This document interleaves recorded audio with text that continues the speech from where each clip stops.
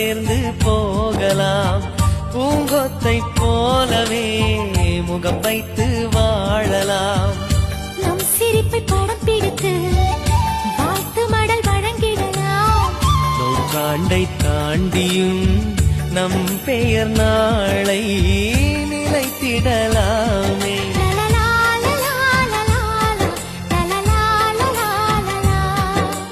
Happy new year, happy new year வந்ததே. அன்பை சொல்லி ஆசை